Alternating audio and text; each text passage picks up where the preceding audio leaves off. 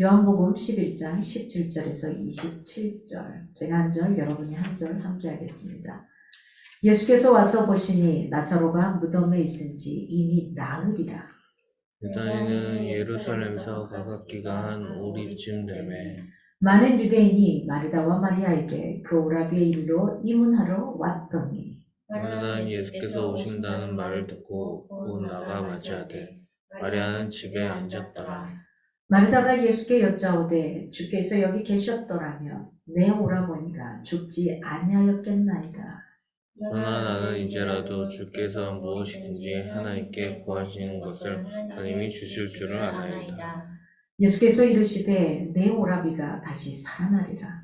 마르다가 이르되 마지막 날 부활 때에는 다시 살아날 줄은 내가 아나이다.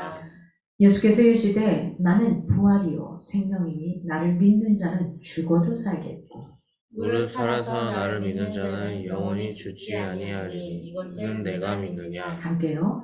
이르되 주여 그러하이다. 주는 그리스도시요 세상에 오시는 하나님의 아들이신 줄 내가 믿나이다. 아멘. 하나님과 함께하는 삶이라는 제목으로 함께하고자 합니다. 하나님과 함께하는 삶. 저와 여러분이 어떤 삶을 살든 간에 오늘 마지막 부분에 나왔던 그 말씀, 부활이요 생명이라는 이 말씀, 요걸 놓치지 않길 바랍니다. 오늘은 이것만 머릿속에 꼭 붙들고 갈 수 있길 바랍니다. 오늘 17절에서 20절을 보니까 예수께서 도착하셨을 때 베다니의 정황을 이야기를 하고 있습니다. 주님은 죽은 자의 세계에 생명을 주시고자 오신 분이십니다. 이미 죽어버린 세상 가운데 오신 거죠. 17절을 보니까 예수께서 와서 보시니 이는 모르던 사실을 처음으로 알게 되었다는 그런 의미가 아닙니다. 이미 알고 있는 사실을 확인하기 위해 나타납니다.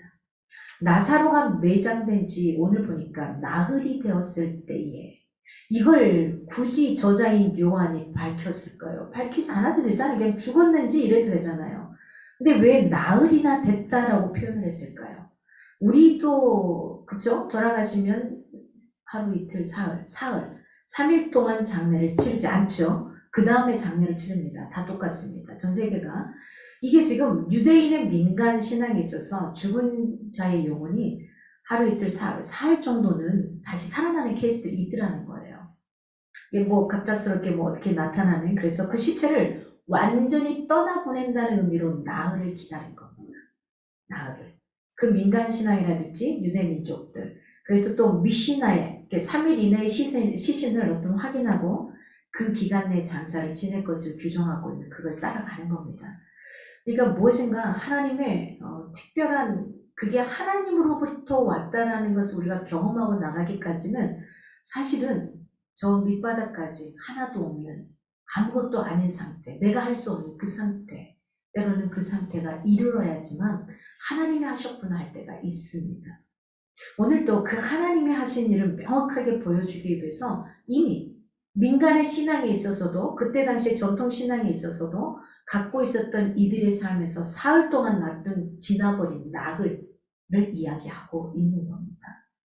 그러니까 도저히 다시 살아날 가망이, 희망이 없는 상태를 지금 이야기하고 있는, 요한이 굳이 나흘이라고 밝히고 있는 겁니다. 완전히 떠나버린, 완전히 회생 불가한 그런 상태예요. 이건 결국 뭡니까? 최종적인 죽음의 사실을 묘사하고 있는 부분입니다. 최종적으로 이 사람 진짜 죽었다, 이제 더 이상 어떻게 할 수가 없다, 이겁니다. 18절 보니까 베다니는 예루살렘에서 가깝기가 되매, 베다니하고 예루살렘의 거리가 약 3km 정도입니다. 걸어서도 충분히 갈 수 있는 거리입니다. 그러니까 거리가 멀지 않다라는 거겠죠.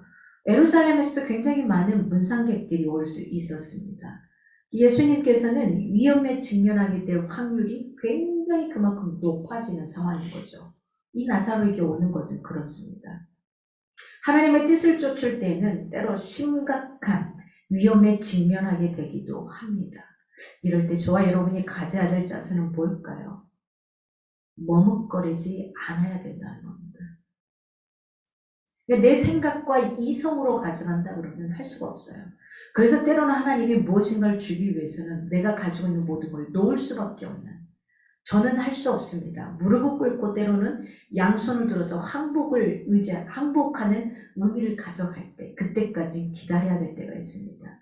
언제까지요? 마치 물속에 빠져서 허우적거리는 사람을 바로 뛰어가라 구하지 않고 그가 힘이 다 빠질 때까지 기다렸다가 구하는 거.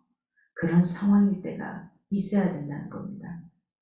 주님께서 오신 이 세상에, 이 세계는 사실은 죽음의 세계입니다. 누구도 죽음을 비껴갈 사람은 아무도 없습니다.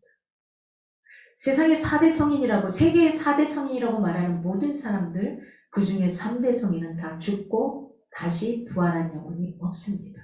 오직 예수 그리스도 그분만이 당당하게 죽었고 다시 부활하셨다는 걸 알 수 있습니다.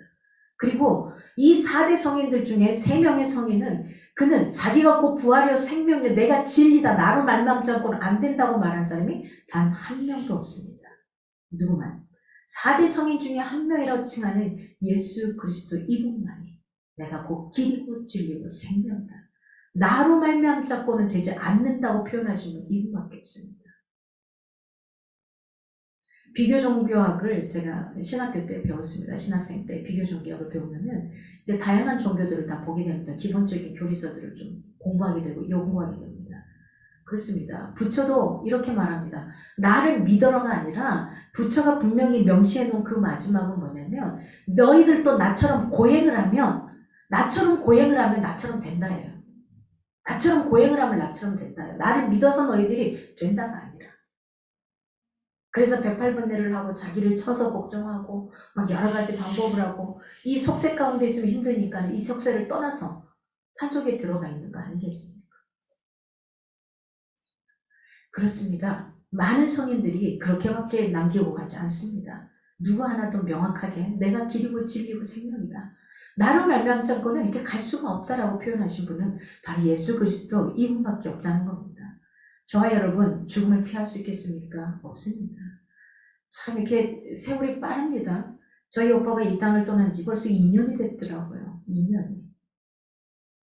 백신 맞고 백신의 이 여파로 이 땅을 떠난 지, 갑작스럽게 떠난 지 2년째더라고요. 이게 웬일입니까?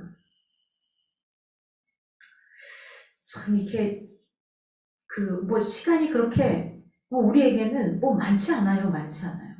저와 여러분 마찬가지입니다. 굉장히 이 땅에 있어 삶이 영원할 것처럼 살아가고 있는 건 착각입니다. 저와 여러분은. 이 순간 이 다음에 내일 당장 우리는 못 볼지도 모릅니다. 이게 슬픔의 시간이 되지 않기 바랍니다. 이게 어떤 의미인지를 오늘 그 죽음이 나에게 우리 신앙인에게는 어떤 의미인지를 오늘 본문을 통해서 잘 숙지하고 갈 수 있기를 바랍니다. 주님은 이 죽음의 세계에 뭘 하기 위해서 오셨냐? 생명을 주려고 오셨어요. 우리의 구세주로 오셨다는 겁니다. 그리스도가 오시지 않았다면 인류는 지금까지도 누구의 종로를 하며 살았을까요? 사단의. 이 사단의 죽음의 권세 아래서 저와 여러분은 그냥 여기에 매몰되어서 그냥 살아가고 있을 수밖에 없는 겁니다. 19절에 많은 유대인이 위문하러 왔더니 이들이 찾아온 이유는 뭘까요? 사실은 나사로는 이 집의 가장입니다. 그래서 왔을 거고 또 어찌 보면은 굉장히 이 자매들을 마르다와 마리아를 위로하기 위해서 위로하는 사람들이 많이 오지 않았을까? 왜 그러면 애도자들이 이렇게 많다고 표현을 했을까? 굳이. 그러니까 일상적인 일반적인 많음이 아니라 굉장히 많다라는 거겠죠. 왜 많다라고 했을까? 우리는 대충 이런 추측을 할 수 있을 것 같아요. 첫째는 나사로가 대인관계가 되게 좋았을 것 같다. 그리고 어쩌면 대인관계가 좋으면서도 집이 좀 부유한 집, 또 어떤 경제라든지 어떤 권세도 좀 갖고 있는 유력한 집안인 가능성이 있겠다. 그 다음에 두 번째는 뭐냐면요. 마르다와 마리아가 나사로를 위해서 많은 호곡꾼을 불렀지 않았는가. 이건 무슨 말이냐면요. 여러분 경상도의 장례식장을 혹시 경험해 보셨나 모르겠습니다. 저는 이제 아버지 경상도, 엄마 전라도. 그래서 사실은 제사를 지내도 장례식을 해도 두 가지의 방식이어서 어떤 쪽에 실세가 더 있느냐. 이때는 외삼촌이 오면은 외삼촌의 전라도 방식으로 제사가 되고요. 외삼촌이 있어도 또 친가에서 작은아버지가 오시거나 큰아버지가 오시면 경상도 방식으로 갑니다. 그래서 우리는 나중에 그분들이 다 안 오시는 우리끼리만 드릴 때는 제사상에 상들이 지멋대로 가더라고요. 우리 집은 이렇게 돼 있더라고요. 몰라. 헷갈려 나중에. 오빠가 헷갈려 하더라고요. 그래서 아니 몰라. 우리는 우리 방식대로 그냥 대충 그냥 하자 이제 이렇게 하는데요. 경상도가 어떤 식이냐면 장례를 치는데 제가 좀 어이가 없었다고 그럴까. 할머니가 돌아가셨습니다. 할머니가 돌아가셔서 장례를 치르는데 1시간에 한 번씩 한 5분 정도 하는 것 같아요. 1시간에 한 번씩 쭉 섭니다. 쭉 앞에 차려놓은 장례 거기 앞에 사진 영정 앞에 쭉 섭니다. 순서대로 큰아버지 작은아버지 쭉쭉쭉쭉 쭉 서요. 그 다음에 앞에 있는 제일 첫 번째가 곡을 합니다. 하면은 뒤에서 다 같이 또 곡을 해요. 그러게 한 5분 정도 해요. 그 다음에 아무렇지도 않게 침대에 가서 누워요. 손님은 다시 또 1시간 뒤에 시간 간격으로 그렇게 하더라고요. 이게 뭔가 싶은데 하여튼 경상도에 그런 게 있습니다. 이때 시대에도 상당히 그렇게 했습니다. 그래서 전혀 아는 사람이 아닌데 이렇게 곡을 해줄 사람을 돈을 주고 사는 거예요. 이제 조금씩 사례비를 준다든지 먹을 걸 주겠죠? 불러. 그리고 이때는 먹을 게 풍족하지 않으니까 장례 때는 음식이 많잖아요. 그래서 그냥 지나가던 사람들이 다 와서 곡을 해준답니다. 그래서 아마 마르다와 마리아가 이런 호곡꾼을 많이 불렀기 때문에 애도하는 사람이 많지 않겠는가. 이런 이제 사회 문화적인 배경도 좀 있곤 합니다. 유대인의 상가에서는 특별히 유족하고 관계가 없어도 그냥 지나다가 들어와요. 이 탈무드에 이런 것이 있습니다. 탈무드에 병자를 방문하는 사람들에게는 자기의 영혼을 게헨나, 곧 지옥이라는 표현입니다.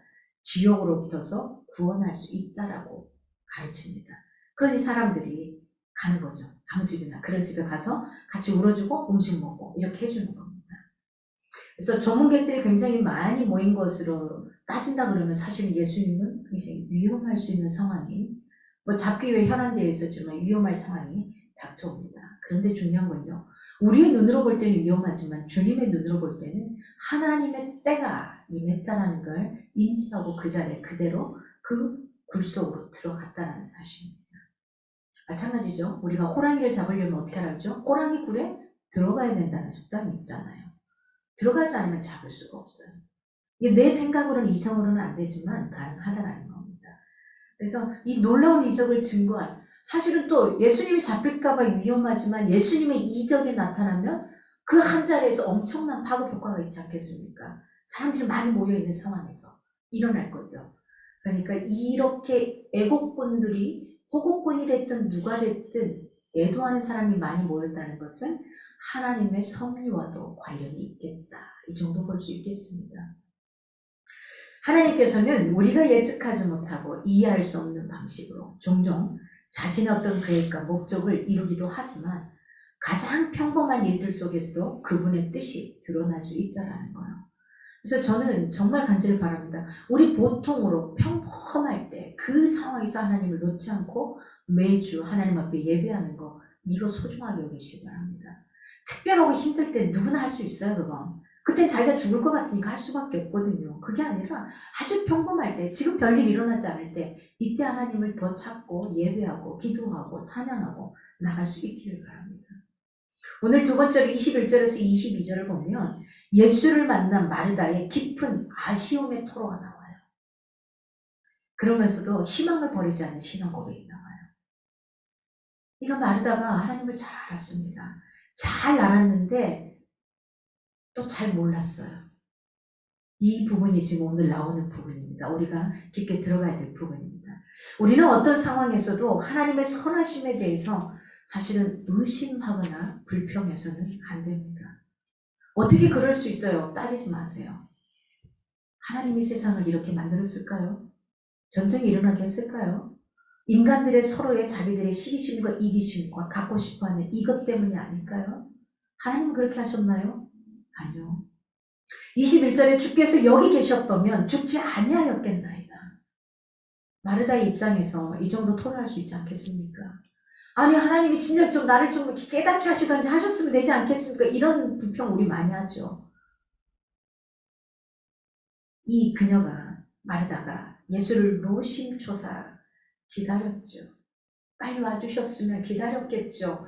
오면 뭔가 모르지만 일어날 것 같고 뭔가 할 수 있을 것 같고 어쩌면 오빠가 다시 살아나지 않더라도 예수님의 오심으로 인해서 굉장한 마음의 평안과 위안을 가졌을지도 모릅니다. 이런 상황입니다. 그러나 마르다의 이 말을 사실은 불평하는 소리로 들어서는 안 됩니다. 단지 마르다는 예수께서 이곳에 계셨더라면 상황이 훨씬 달라졌을 거라는 거예요. 내 생각이 훨씬 달라졌을 거라는 거예요. 훨씬 더 위로가 되고 평안함. 우리 그럴 때 있잖아요. 어떻게 할 수 없는 상황이지만 그 할 수 없는 상황일 때 내가 믿고 그래도 신뢰하고 사랑하는 사람이 옆에 와 있으면 그 있는 것만으로도 든든한 힘이 되는 거예요. 마르다가 지금 그런 심정이라는 겁니다. 그런 심정. 원망과 불평은 누가 좋아할까요? 사단이 좋아하는 거죠. 사단이 역사를 일으키게 하는 겁니다. 그러나 뭘요? 하나님의 권능의 역사가 일어나는 건 뭐만 있을까요? 감사입니다. 그러니까 상황이 어떻다 할지라도 그냥 감사로 돌려버리는 거예요. 상황이 정말 미칠 것 같아도 그냥 감사로 돌려버리는 거예요. 상황이 도저히 이해할 수가 없어. 어떻게 이럴 수 있어? 그냥 감사로 돌려버리는 겁니다. 그러면 사단들은 깨갱깽깽 하고 쓰러져 갑니다. 누가? 하늘나라의 천사들이 춤을 추기 시작합니다. 천사들이 춤을 추면은 사단들은 얼씬도 못하게 돼 있어요. 근데 그 순간 불평과 불만이 계속해서 주어진다면 어떻습니까? 사단은 춤을 출 겁니다. 사단이 춤을 추고 계속 내 주변을 돌아다닐 겁니다. 계속해서 불평을 끌어낼 겁니다. 여러분 보십시오. 여러분 옆에 내가 사랑하는 사람이 계속 불평하고 불만만 하고 안 좋은 소리만 하고 부정적인 언어만 할 때 여러분 괜찮던가요? 살만하던가요? 아니요. 나도 모르게 짜증나고 힘들어지고 불평 생기고 같이 맞수하게 돼 있습니다.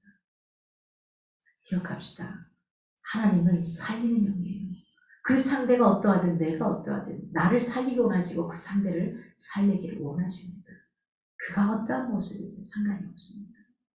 내가 그를 받아들이든 받아들이지 않든 하나님은 살리는 영이라는 겁니다. 원망과 불평을 선택하시겠습니까? 감사를 선택하시겠습니까? 이건 여러분 각자가 기도하고 선택할 문제가 아니라 그냥 내가 결정하고 하면 되는 행위입니다. 내가 결정하면 되는 겁니다. 우리 성도는 화석화되지 않기를 바랍니다. 박제가 되지 않기를 바라는 겁니다. 살아있는 신앙을 가져야 하는 겁니다. 저 여러분은. 22절에 그러나 나는 이제라도 아나이다. 21절과 더불어 본절을 이해한다면 이 22절을 이해한다면 예수께서는 무엇이든지 하나님께 구하는 것은 하나님이 다 주시기 때문에 예수께서 만약 나사로가 죽기 전에 오셨더라면 나사로는 죽지 않았을 것이다. 이런 의미가 되기도 합니다. 이미 어쩌면 하나님은 우리는 딱 갖둬놓고 그 하나님을 믿고 사는지 몰라요. 내가 경험한 게 다인 줄 알고. 아니잖아요. 저는 제가 어렸을 때 경험했던 저희 엄마가 다인 줄 알았어요. 근데 살면서 보니까 다가 아니더라고요. 까도 달라요. 까도 달라요. 병원에 있으니까 그냥 막 어린 양이 더 심해지는 거예요. 어린 양이. 근데 또 집에 가니까 또 달라져요. 병원에서는 계속 허리 아파서 걷지 못한다는데 집에 오니까 허리는 또 괜찮대요. 손이 아프다 그래요. 그 말투가 막 달라져요. 다 안다고 생각했네. 그건 저의 착각입니다. 몰라요. 저희 엄마 늘 말합니다. 저 모릅니다. 여러분도 마찬가지 아닌가요? 여러분의 자식들 알 수 있던가요? 아니요. 몰라요. 안 되더라는 거예요. 사랑하는 사람들 다 알 것 같은데 알 것 같나요? 아니요. 아닙니다. 한 몸이 된다는 것은 정신적인 것과 영적인 것, 육체적인 게 다 같이 되는 거거든요. 이 중에서 하나가 안 되면은 이게 같이 하나가 될 수가 없는 겁니다. 그래서 온전한 부부를 이룬다는 것은 너희가 그 부모를 이 부모를 떠난다는 행위는 부모로부터 정신적인 독립되어야 되고 영적인 독립되어야 되고 물질적인 독립되어야 되는 이게 다 같이 이루어져야 되는 게 바로 이게 그 부모를 떠난 행위가 되는 겁니다. 이게 되지 않으면은 한 몸으로 온전한 부부 간의 관계, 결혼이라는 이게 성립되기가 어렵습니다. 마르다는 예수의 말씀이 나사로가 즉시 살게 될 것이다. 이걸 암시하는 것임에도 이를 받아들이기인데도 그 산이 굉장히 중대했다라는 거. 그러면서도 또 생소한 거예요. 아니 이게 뭐지? 하는 겁니다. 왜냐하면 23절 보니까 내 오라비가 다시 살리라. 이 말 자체가 어떻게 받아들여야 되죠? 아니 이미 죽은 지 사흘이 됐어요. 썩은 냄새가 나기 시작하는데 부패하기 시작하는데 내 오라비가 다시 살리라? 근데 지난주에 뭐라고 그랬죠? 자고 있다라고 또 표현도 하셨잖아요. 그 자고 있다는 표현은 그때 당시에도 죽음을 많이 의미했기 때문에 받아들이는 걸 그냥 자기 알아서 해석을 했던 거겠죠. 근데 오늘 여기 보니까 내 오라비가 다시 살리라. 이 말을 수용할 수 있을까요? 마르다가. 살았으면 좋겠죠. 이 정도 아닐까요? 살았으면 좋겠죠. 이 정도일 것 같아요. 저라면. 그러나 이미 죽었습니다. 썩은 냄새가 납니다. 부패하고 있습니다. 이거죠. 지금도 굉장히 많은 사람들이 주님께서 주신 약속들을 알고 있죠. 그러나 실제 우리가 생활하는 생활 속에 적용이 쉽나요? 쉽지 않다는 겁니다. 그냥 말씀은 말씀일 뿐이에요. 내 삶에서 내가 믿고 갈 건 내가 믿고 갈 그것만 믿고 가는 거지 말씀 자체를 오롯이 다 믿고 가지 못하더라는 겁니다. 우리가 진짜 제대로 받아들일 수 있는 방법은 뭐냐면 지적인 분석이 되면 안 돼요. 지적인 분석이 되면 이건 이렇고 이건 저렇고 이런 지적인 분석이 되면 안 돼요. 어떻게 믿어야 되냐 이겁니다. 무조건적인 믿음입니다. 말씀에 있어서 찻대고 포대고가 아니라 그냥 무조건적인 믿음인 겁니다. 이게 없기 때문에 하나님 앞에 서가고 가는 것들이 참 힘들어질 때가 많습니다. 24절 보니까 마지막 날 다시 살 줄을 내가 아나이다. 마르다가 알고 있는 것은 마지막 날의 부활이에요. 마지막 날. 그랬잖아요. 마지막 날에 다 부활할 거라 그랬거든요. 예수 그리스도가 재림하시는 그날 부활한다고 했거든요. 그래서 마르다는 부활 자체는 의심하지 않아요. 여기서 이야기할 때. 그걸 의심하지 않지만 그러나 그는 오라비의 먼 미래 일로 들렸던 거예요. 그렇겠잖아요. 그 마지막에 주님 오실 때 다시 이 땅을 돌아가시고 다시 재림하실 때에 그때 될 거는 알고 있습니다. 그건 의심하지 않습니다. 이들이 제시한 마지막 때는 그리스도의 오심에 초점이 맞춰진 역사적인 사건이었습니다. 이것은 더 나아가 이 세계의 종말을 포함하고 있습니다. 그러나 여러분, 우리가 오늘 기억해야 될 건요. 예수 그리스도를 믿는 성도의 삶에는 죽음이 없습니다. 25절에 이렇게 표현합니다. 나는 부활이요 생명이니. 부활과 생명의 원천이 어디에 있는지를 밝혀주고 있는 굉장히 중요한 내용의 문장입니다. 우리는 예수의 이 선언에서 말씀의 계기가 행위의 계시에 앞선 거라는 겁니다. 예수께서 부활을 미래에 일어날 사건으로 나타내시기를 거부하십니다. 자신 속에 있는 현재의 사실을 나타내십니다. 나를 믿는 자는 죽어도 살겠고, 아니 이게 무슨 말씀이냐 이겁니다. 이것은 아무도 피할 수 없는 겁니다. 모든 사람들이 받아들이고 있습니다. 나를 믿는 자는 죽어도, 죽는 건 사실이잖아요. 예수께서는 누구든지 자신을 믿기만 하면, 이게 무슨 말이냐면 나를 믿기만 하면 육체적으로는 죽는다. 이건 다 맞는 사실이잖아요. 그래, 누구나 인간은 죽는다 할지라도 영적인 생명이 그 안에 있다라는 선언을 하는 겁니다. 그래서 네가 죽지만은 다시 사는 거라고 표현을 하는 거죠. 그래서 이 성도들의 삶은 영원한 죽음이 아니라는 겁니다. 수많은 사람들이 절망으로 받아들이고 두려워하는 죽음, 그렇잖아요. 내 사랑하는 사람이 먼저 간다 그러면 이것처럼 앞이 암담하고 힘들고 힘든 순간이 없습니다. 이 죽음이 예수 안에 있는 자들에게는 지편성상의 한 문에 불과하다는 거예요. 반드시 있는 그 한 문에 불과하다는 겁니다. 예수께서는 부활과 생명이 되시기 때문에 그 안에 있는 저와 여러분에게는 죽음은 더 이상 어떤 존재가 아니다? 두려운 존재가 아니라는 겁니다. 죽음은 더 이상 우리에게 절망의 어둠의 존재가 아니라는 겁니다. 그러면 이 육신의 죽음은 결국 뭘 가르쳐주고 있느냐? 우리에게 새로운 삶의 시작을 이야기하고 있는 겁니다.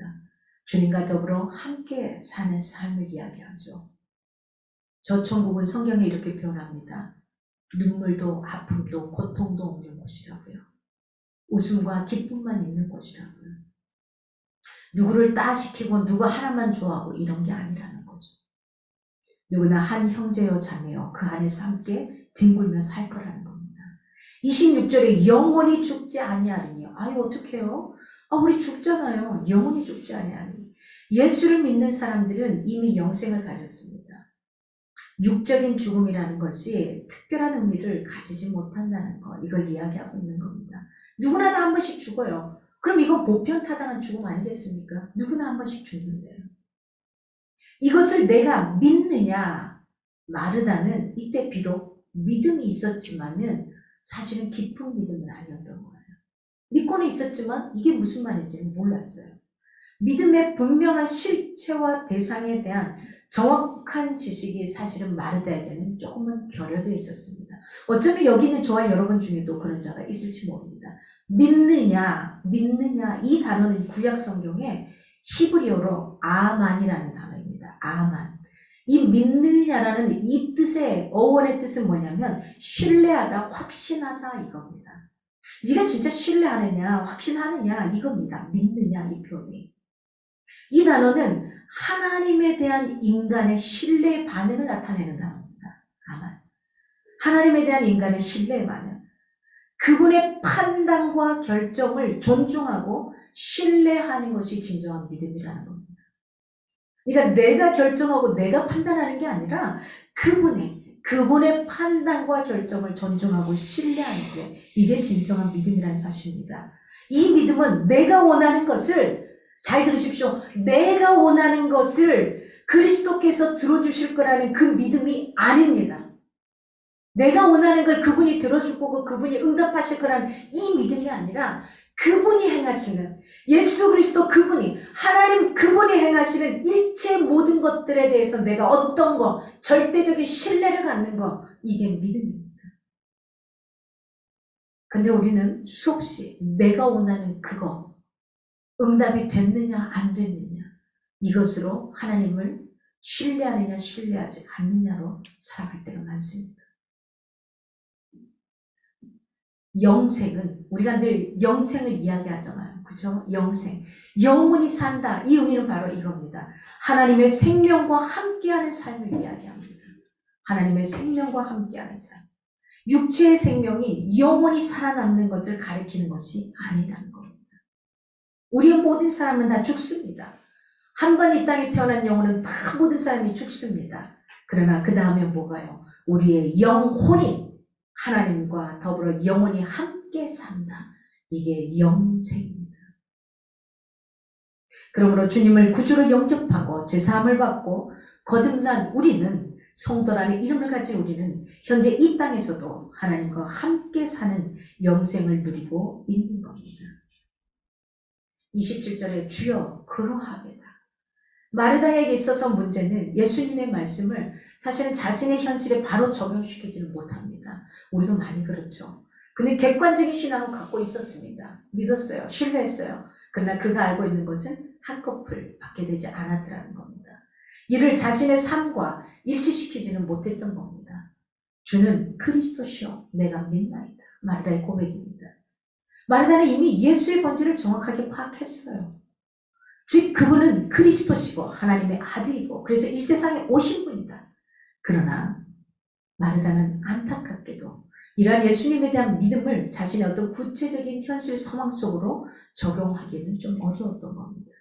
우리도 많이 그렇죠. 다만 마지막 날에 그 부활만 믿었던 겁니다. 우리의 육체적인 죽음은 하늘나라에 합당한 신령한 몸으로 부활하기 위한 한 과정일 뿐입니다. 이걸 이렇게 표현하면 어떨까요? 마치 누에가 아름다운 나방으로 변하기 전에 어디 속에 있죠? 고치 속에 있는 것과 같은 의미라고 이야기를 해보면 어떨까 싶습니다. 그러므로 우리 성도의 죽음은 신령한 몸으로 부활되어서 천국의 삶을 살기 위한 과정이고 휴식입니다. 가끔은 병원 신방을 가면 정말 몸소리가 아파하고 힘들어하는 분들을 바라볼 때가 있습니다. 사실은 그럴 때면 살려주십시오라는 기도보다는 하나님 안에서 평안함을 느낄 수 있으면 좋겠습니다. 이거밖에는 기도를 못할 때가 많습니다. 살아서 너무 고통스러우니까. 저희 어머니도 그 말을 하더라고요. 너무 고통스러우니까 딱 죽었으면 좋겠다. 근데 그 단계가 딱 지나고 나니까 이제는 살고 싶다. 또 이렇게 표현하셔요. 저희 엄마는 표현을 너무 잘하시거든요. 리얼하게. 지금 너무 살고 싶어 하셔요. 근데 그게 내 마음대로 되지는 않잖아요. 천국의 삶을 살기 위한 어떤 과정이고 휴식입니다. 그래서 이 땅에서의 육신의 죽음을 두려워하지 않기를 바랍니다. 하나님 앞에 온전한 그 부활의 믿음을 믿는다면, 생명의 그 믿음을, 그분을 믿는다면, 오늘 내가 육신의 이 죽음 앞에 어떻게 반응해야 되고 가야 되는지. 물론, 내 사랑하는 사람 먼저 보내는 건 너무 아프죠. 그러나 그 다음에도 소망이 있기에 저와 여러분이 가지고 갈 수 있는 거죠. 그래서 주님은 성도의 죽음을 잠시 잠잔다라고 이해하고 있죠. 우리도 민간인 속에서 나오잖아요. 돌아가셨다. 그가 있어야 될 고향으로 돌아간 거죠. 주님 품 안으로 돌아간 거죠. 주님을 믿지 못하고 간 영혼이라면 또 그 심판대 안에서 다른 세계에 들어가 있겠죠. 요한복음이 쓰여진 그 이유, 오늘 이 요한복음이 쓰여진 이유는 바로 여기 있습니다. 예수 그리스도 그분은 그리스도시라는 것, 하나님의 아들이라는 사실, 이걸 말하기 위해서 요한복음은 끊임없이 이야기할 겁니다. 이제 우리는 주님께 무엇을 원하기 전에 먼저 우리의 믿음을 주님께 인정받는 저와 여러분이 되면 좋겠습니다. 우리의 기도의 제목이 내가 원하는 이걸 해주세요 하고 하나님과 딜을 하려고 하지 마십시오. 하나님 나를 통해서 하실 그거 내가 깨닫게 하시고 나가게 하소서. 언젠가 제가 일반대를 다시 갔을 때, 신학교 졸업하고 일반대를 다시 갔을 때 3년 내내 주님 앞에 고백하며 기도했던 물음이 있습니다. 하나님, 혹시 내가 학교에 간판을 따기 위해서 이 자리에 와 있는 겁니까? 나의 욕심을 채우기 위해서, 사람들에게 보여주기 위해서 제가 이 자리에 여기서 공부를 하고 있습니까? 저의 의도는 달랐습니다만은 제가 그 마음에 계속해서 마음이 불편했던 겁니다. 3년 내내 기도했습니다. 그러나 어느 날 하나님이 저에게 이런 마음에 위로를 주시며 네가 기도하고 네가 꿈꾸는 그것이 바로 내가 꿈꾸는 거다. 그날 이후로 그것을 기도를 멈췄습니다. 여러분 그렇습니다. 내가 알고 있지만은 하나님 앞에 다시 묻고 행하는 행위를 놓치지 않고 이번 한 주간도 살아갈 수 있기를 바랍니다.